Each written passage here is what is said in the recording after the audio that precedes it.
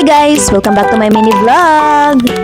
Ubani ko ninyo guys kay manglaag ta diri sa spa. Utanawa ra gud na nindot na kayo ang output gyud. Sige no, bibi na. Finally, na-set up na gyud ang all, o diba, ang akong LED light siga kaayo, o nakadagdag pa siyag suga diha sa kuan kanang karsada. Ang gusto namo kanang layo pa makita na ba. Pero nakinulang kami ng ng LED lights, 10 meters na magud na, so dapat day 11 meters. But anyway, okay na siya we. Tanaw na to diri kung kinsa iyahang mga bisita. Uy, naama day ang among mga suki diri.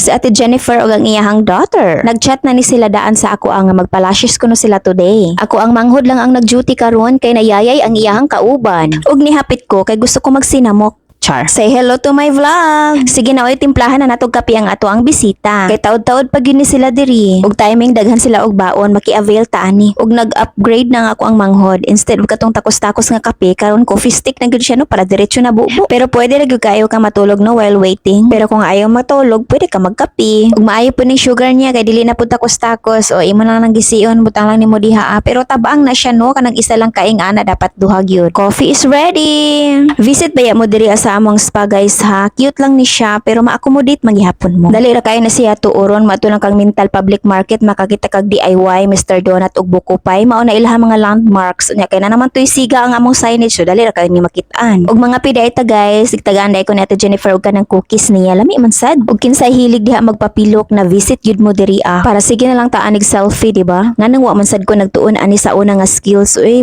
extra income na unta ni char. Bitaw ay lahi man na talent ang gihatag ni Lord sa ako mag video ra daw kuno ko diha. To be honest lang no wala jud ko kabalo unsa gyud ako ang real talent. Basta nakabalo mo guys i-comment lang sa baba. Charot. Wow, finish na. Lahi ra gyud ning naay pilok no. Plus 1,000 points gyud ba sa beauty. Gusto man sad ko magpapilok ba? Unya kay morning man kunya paadtuon kabalong naghago pa akong lubot ana. Ni samot nagyug kagwapa si Ma'am Ashley. O di ba?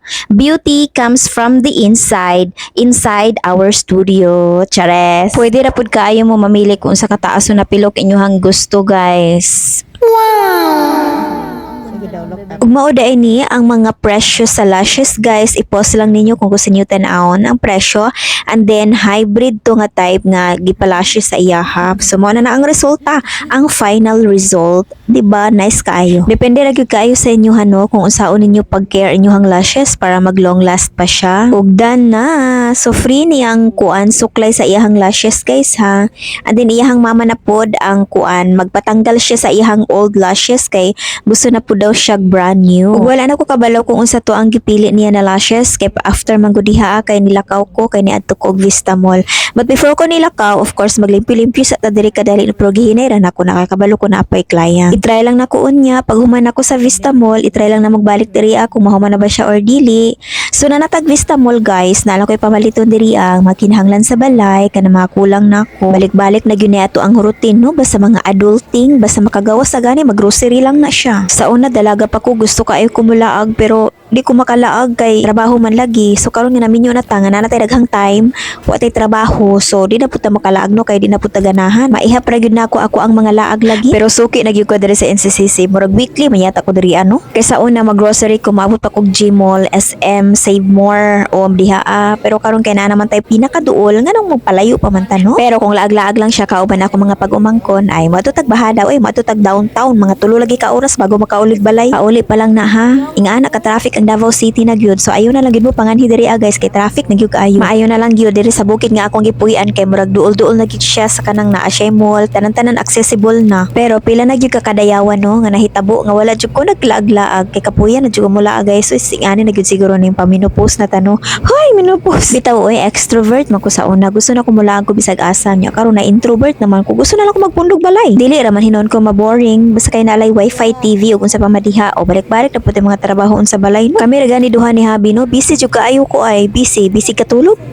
Gimingaw sabi ako og work no. Unsaon ta man nga dili man masugot ako ang banakils nga mag-work ko. Kay makita man niya nga kani akong pag-vlog nga ma-happy man ko bisag wa ko'y sweldo chareng. Dili sa baya malalim ang mag-vlog no kay pag-edit pa lang daan na time consuming na kaayo although dili man siya for everyone kay nagi time nga kapuyo na ka pero kay love man nimo imong ginabuhat so imo gihapong buhaton di man bisag monetize na ka or dili. Ang nakanindot lagi sa vlogging is naa kay kuan ba na kay memories no. O ginatawag na ko ni siyang open diary. Manoy, hi Manoy.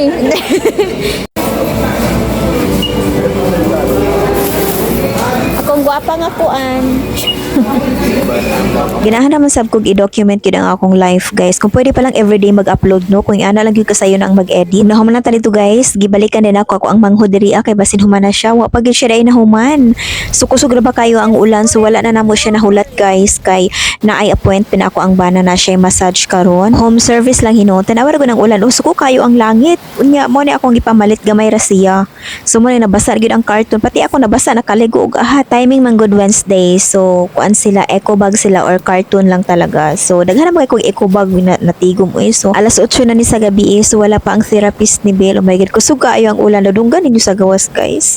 So understandable na pag malate siya oy kay grabe po ka kusog sa ulan jud. So mo ani nagpalit ko ani buy one take one. So, kaya ako na siyang ibutang sa kwarto o sa sala no.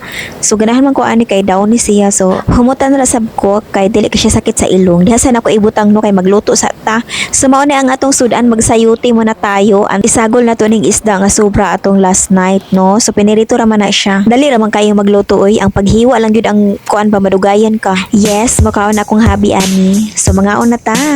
Daghan kayong salamat guys sa inyong pagtan-aw. Sa sunod na po. Bye-bye.